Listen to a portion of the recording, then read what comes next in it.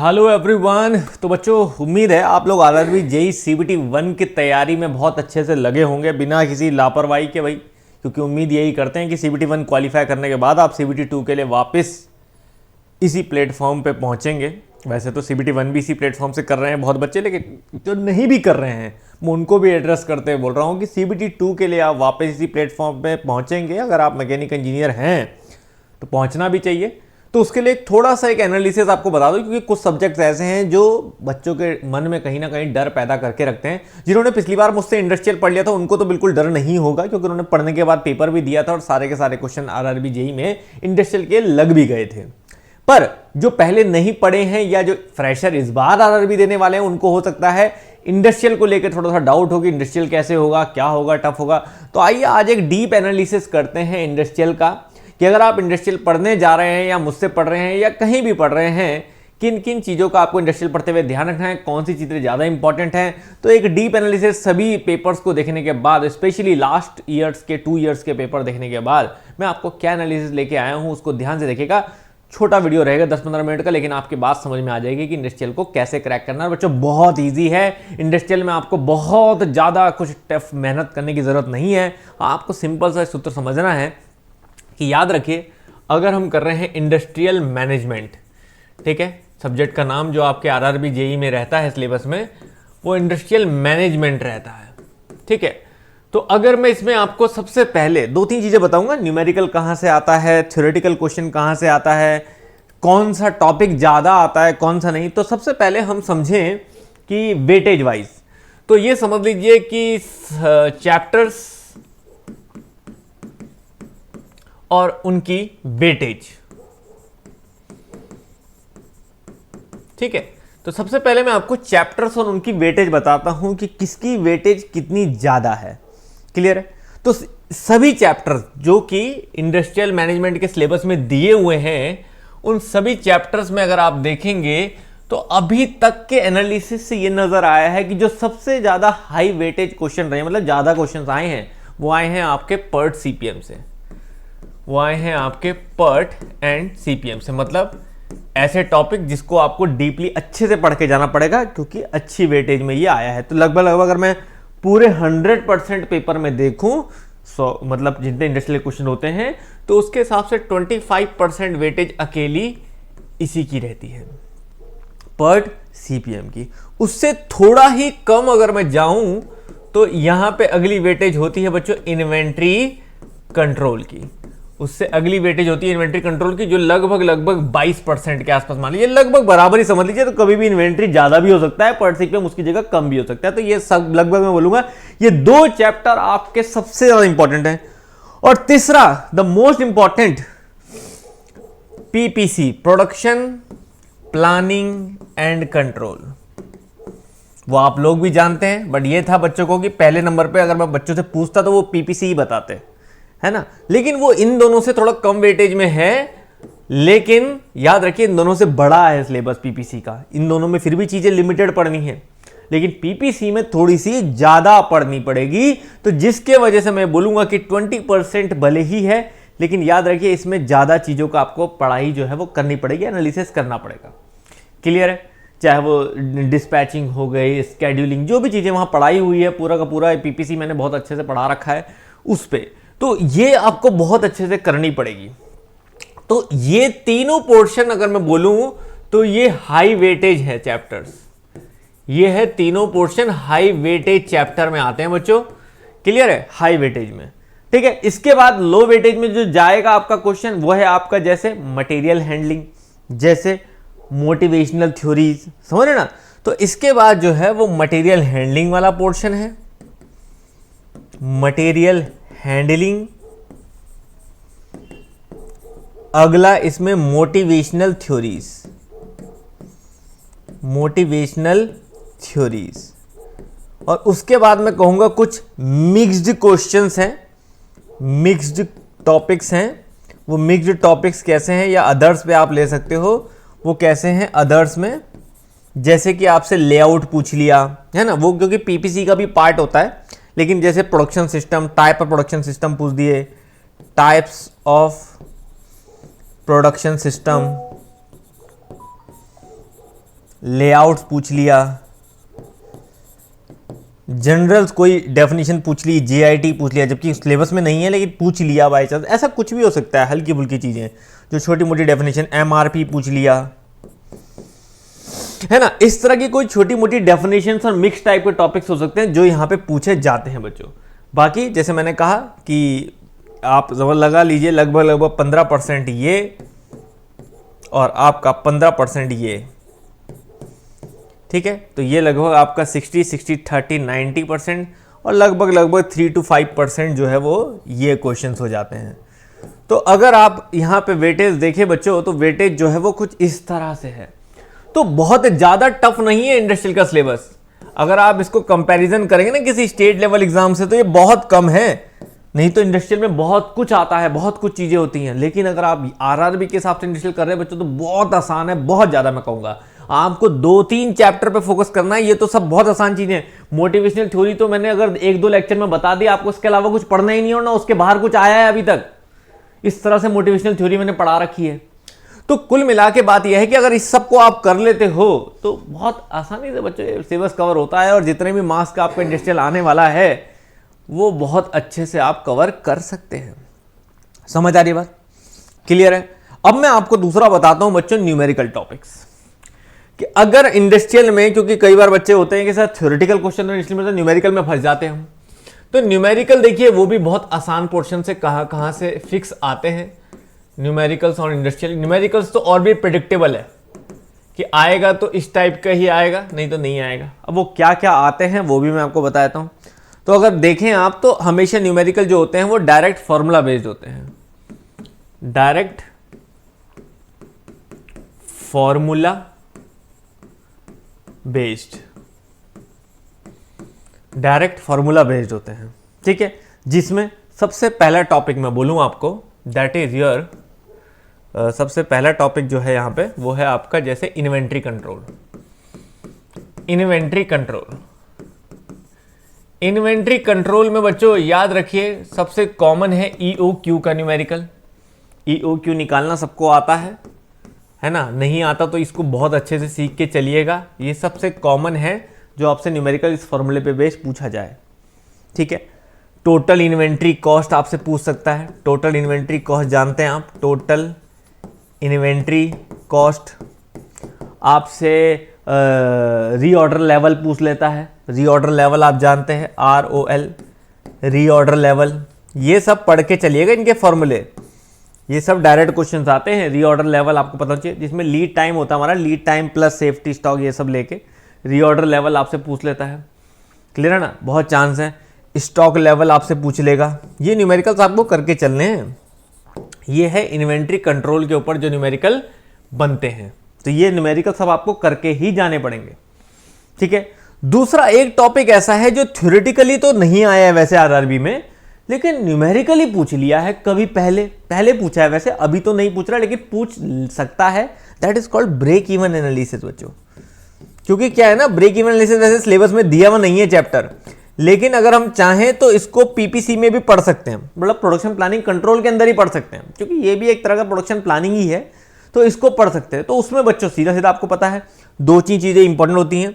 एक होता है break even point, break even point सब जानते हैं। दूसरा होता है इसमें प्रॉफिट वॉल्यूम रेशियो,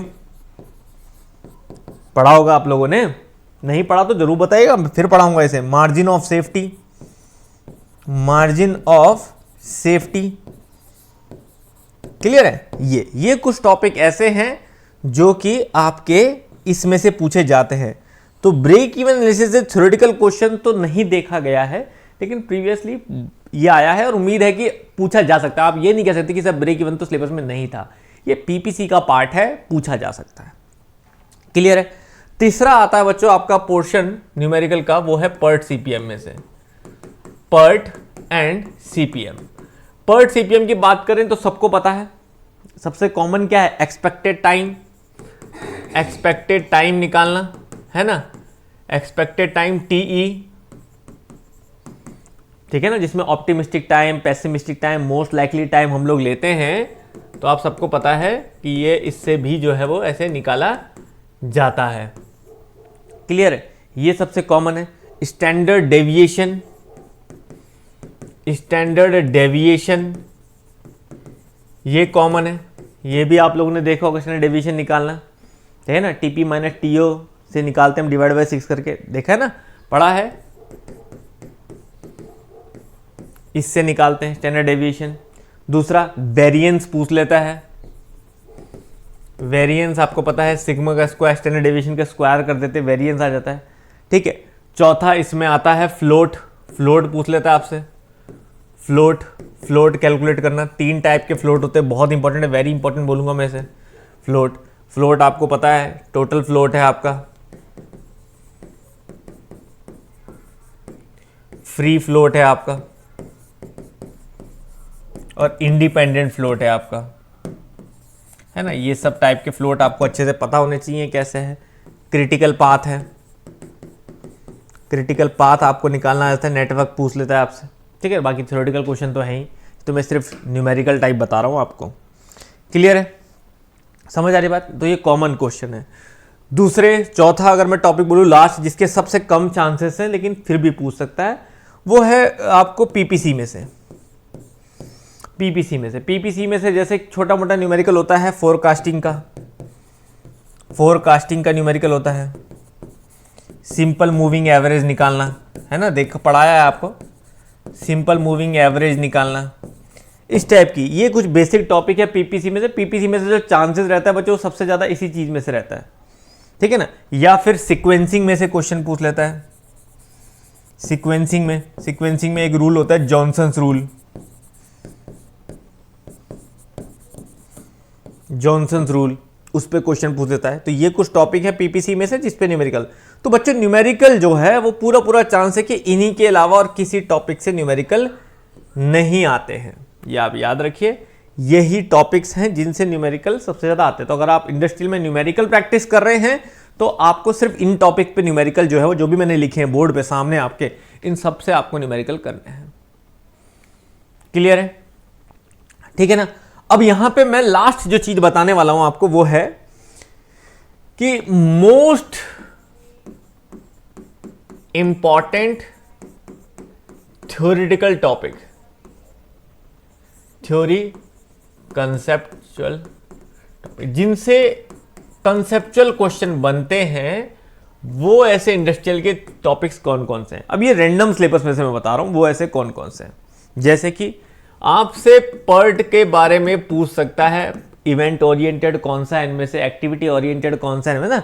तो पर्ट वर्सेस सीपीएम, ये अच्छे से पढ़ के चलिए बच्चों, वेरी वेरी इंपॉर्टेंट। दूसरा एबीसी एनालिसिस, आपने पढ़ा है इन्वेंट्री में, ABC analysis very very important, सबसे ज्यादा, ये मैं मोस्ट इंपॉर्टेंट ही बता रहा हूं, ठीक है ना। तो जैसे इसमें एबीसी एनालिसिस होता है वैसे आपको वीईडी एनालिसिस भी पता होना चाहिए। कभी कभी एबीसी की जगह कुछ नया डाल देते हो, वीईडी। एबीसी में तो आप लेवल देते हो एबीसी, वीईडी का मतलब होता है वाइटल एसेंशियल, ठीक है ना, और डिजायरेबल, वाइटल एसेंशियल डिजायरेबल, है ना, इस तरह से, ठीक है। ये पूछ लेता है आपको। इसी में जो है कंसेप्ट डमी एक्टिविटी का, पर्ट सीपीएम में डमी एक्टिविटी के बारे में पूछ लेता है।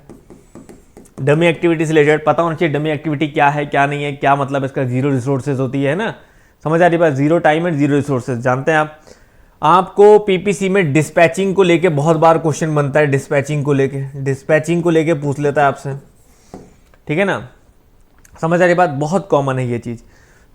पांचवा बड़ा इंपॉर्टेंट है बच्चों, मटेरियल हैंडलिंग में, मटेरियल हैंडलिंग एप्लीकेशन, ये आपसे जरूर पूछता है कि किसी तरह की फैक्ट्री या किसी तरह की मटेरियल हैंडलिंग सिचुएशन दे देगा आपको और बोलेगा कौन सा मटेरियल हैंडलिंग इक्विपमेंट यहां यूज होगा। तो इसकी एप्लीकेशंस बड़ी इंपॉर्टेंट है कि बेल्ट कन्वेयर कहाँ यूज होता है, फोर्क लिफ्ट कहाँ यूज होता है, ठीक है ना, ओवरहेड क्रेन कहाँ यूज होती है, ये बहुत अच्छे से क्लियर होना चाहिए। क्लियर है, बड़ा कॉमन क्वेश्चन है ये, समझ में आ रही है बच्चों बात, क्लियर है, ठीक है ना। बाकी कुछ चार्ट्स के बारे में जरूर पढ़ लें, कुछ चार्ट बड़े इंपॉर्टेंट है, जैसे बिन कार्ड, ये नाम बड़े फेमस है, बिन कार्ड क्या हुआ, ठीक है ना, याद नहीं रहते कई बार। गैंट चार्ट क्या होता है, पढ़ लें इसके बारे में, कभी कभी चार्ट बना हुआ आता है आपको पहचानना पड़ता है। ट्रैवल चार्ट क्या होता है, ठीक है ना, तो ये सब चार्ट्स के बारे में भी जरूर पढ़े, इनके ऊपर भी क्वेश्चन जो है वो जरूर आता है, ठीक है। साथ साथ जैसे मैंने डिस्पैचिंग बोला, डिस्पैचिंग के साथ साथ डिस्पैचिंग और स्केड्यूलिंग में डिफरेंस दोनों में पता होना चाहिए आपको, ये भी जरूर पढ़े। ये भी इंपॉर्टेंट टॉपिक्स में से ही है कि इनमें से जो है वो चीज़ें पूछी जाती हैं। क्लियर है? ठीक है। EOQ मॉडल के बारे में अच्छे से थ्योरेटिकल भी पढ़ें, न्यूमेरिकल तो सब अलग है, लेकिन मैं थ्योरेटिकल भी बता रहा हूँ कि थ्योरेटिकल भी इन सब टॉपिक्स के बारे में जरूर पढ़ें।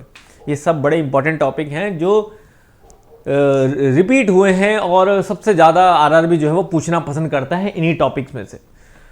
तो क्यों बच्चों, तो सिंपल है, मैंने बहुत क्लियर से आपको चीज़ें बता दी। मैं एक बार दोबारा बता देता हूँ शॉर्ट में क्या है, कि शॉर्ट में मैंने आपको सबसे पहले बताया कि इंडस्ट्रियल मैनेजमेंट में कौन से ऐसे चैप्टर्स हैं जिनको आपको हाई वेटेज में पढ़ना है और कौन से जो है वो लो वेटेज वाले हैं।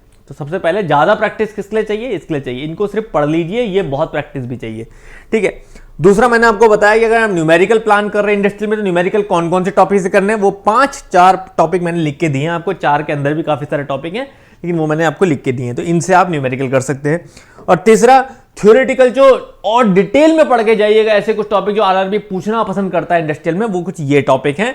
तो ये भी मैंने कुछ टॉपिक आपको लिख दिया। बाकी पढ़नी तो पूरी इंडस्ट्रियल ही है, लेकिन ये कुछ वेटेज है ताकि जब आप इन्हें पढ़ें तो थोड़ा ज़्यादा ध्यान दे पाएं। तो बच्चों इसी तरह से अगर आप करना चाहते हैं तो ऑलरेडी आप मेक इट इजी से जुड़े हुए हैं। मेक इट इजी के किसी भी बैच में आप जाएंगे तो वहाँ इंडस्ट्रियल आपको मिल जाएगी। अगर आप लाइव बैच में हैं तो मेरा तो वैसे इरादा है कि जो इंडस्ट्रियल मैंने पिछली बार पढ़ाई थी वो बहुत अच्छी इंडस्ट्रियल थी, लेकिन बच्चे लाइव पढ़ने को कहते तो हैं, आते तो हैं नहीं।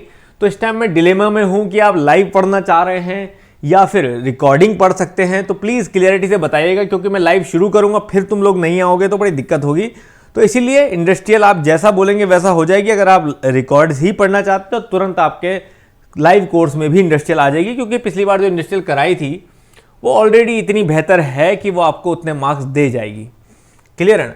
वो आराम से आपको उतने मार्क्स दे जाएगी, कोई दिक्कत नहीं है। एक सेकेंड मैं आपको दिखा देता हूँ कुछ चीज़ें।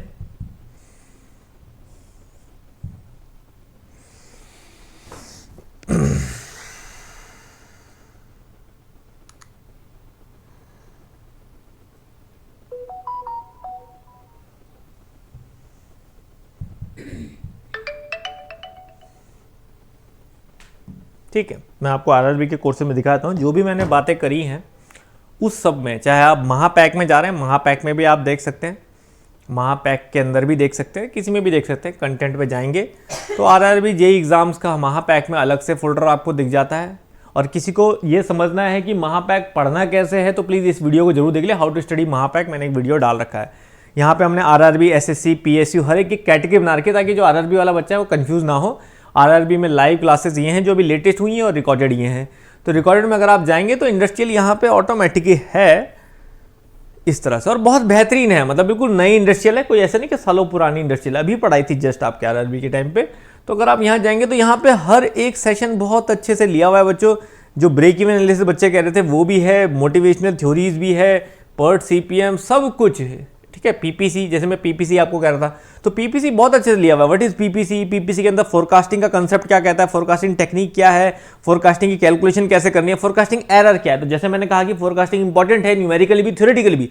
तो देखिए 5 लेक्चर में पूरा सिर्फ फोरकास्टिंग ले रखा है, ताकि न्यूमेरिकली भी और थ्योरेटिकली भी बच्चे को क्लियर हो जाए।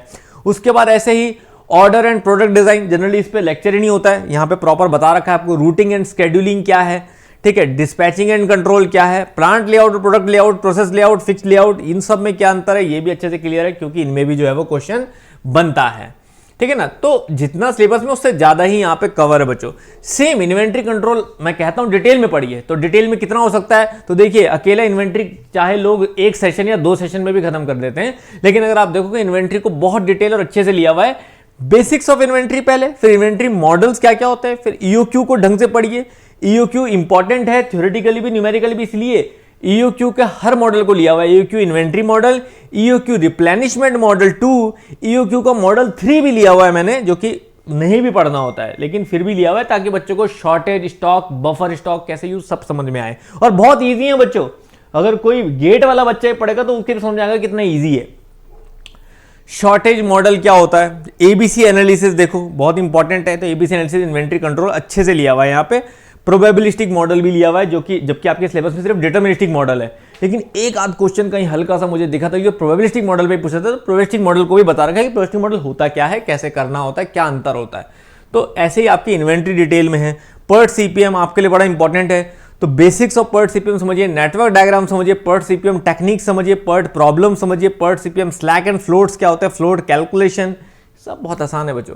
तो अगर लाइव वाले भी चाहते हैं कि सर इनफ कंटेंट है ये, बस आप दे दीजिए तो 1 सेकंड में चला जाएगा। और अगर आप लाइव चाहते हैं तो प्लीज़ मुझे आज ही बता दीजिएगा, ताकि कल से ही फिर क्लास इसको भी शुरू कर सके, ठीक है ना।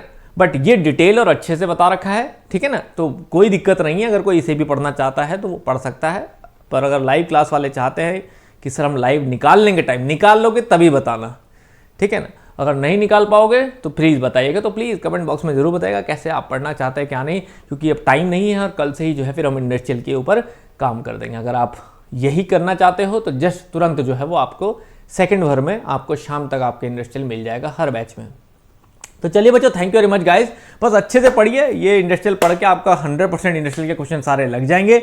और कहीं कोई इंप्रूवमेंट की गुंजाइश है, जैसे मुझे लगता है कि और थोड़ा बेहतर क्या कर सकते हैं हम, जैसे कि ये वाला मैं बिल्कुल क्लियर बता के चलता हूं बच्चों, आपको कोई वाली बात नहीं है छुपाने वाली। जो मुझे लगता है कि बेहतर हो सकता है अभी, वो ये है कि ये सब सेशंस जो हैं इंडस्ट्रियल के बहुत बेहतरीन है, इसमें मेरे को कोई डाउट नहीं है। सिर्फ एक चैप्टर मुझे लगता है कि थोड़ा बेहतर हो सकता है, वो है मटेरियल हैंडलिंग डिवाइसेस। वैसे मटेरियल हैंडलिंग मैंने 4 सेशन में करा रखा है, कन्वेयर्स अलग, क्रेन्स अलग, ठीक है ना, टाइप्स ऑफ मटेरियल हैंडलिंग अलग, मटेरियल हैंडलिंग अलग, है ना, ये सब मैं प्रॉपर मटेरियल हैंडलिंग करा रखा है, ठीक है। लेकिन ये मैं आपको बताऊं, इसमें एक वीडियो की और जरूरत है। ये अच्छे से बता रखा है, सारे फैक्टर बता रखे हैं मटेरियल हैंडलिंग का क्या है क्या नहीं, अच्छे डिटेल में। लेकिन इसमें एक चीज की और मुझे गुंजाइश लगती है, वो है एप्लीकेशन को एक अलग से लेना पड़ेगा मुझे। तो इसमें एक सेशन में पुराने वालों में भी और सब में ऐड करूंगा। वो ये है, देखो बिल्कुल एग्जांपल के साथ है, पिक्चर्स के साथ है, ताकि क्योंकि पिक्चर्स वाले क्वेश्चन भी आपके पास आते हैं तो आप पहचान पाएं कि कौन सी चीज़ क्या है। 2 व्हील ट्रक क्या होता है, 4 व्हील ट्रक, फोर्कलिफ्ट ट्रक, हर चीज़। तो इसमें एक चीज़ और मैं ऐड करूंगा, ये समझ लीजिए लेक्चर नंबर 5, वो मैं ऐड करूंगा मटेरियल हैंडलिंग एप्लीकेशन को लेके, क्योंकि अलग अलग मैंने एप्लीकेशन सबकी बता रखी हैं, लेकिन एक कंबाइंड भी लेंगे एमसीक्यू के हिसाब से, जिस तरह के पूछे गए हैं क्वेश्चन उस तरह से एक छोटा सा सेशन होगा, मुश्किल से 20-25 मिनट का, वो भी आपको ऐड हो जाएगा। तो मटेरियल हैंडलिंग बहुत और बेहतर हो जाएगा, क्योंकि उससे क्वेश्चन आने हैं, ठीक है ना। तो ये है बच्चों हमारा टोटल प्लान इंडस्ट्रियल को लेके। अब आप चाहे तो किसी बैच से पढ़िए, कहीं से पढ़िए, किधर भी पढ़िए, किसी और प्लेटफॉर्म में भी पढ़िए, लेकिन पढ़िए इसी तरह से सब कुछ कवर करते हुए इंपॉर्टेंट चीजें। Thank you very much guys, all the very best for CBT 1।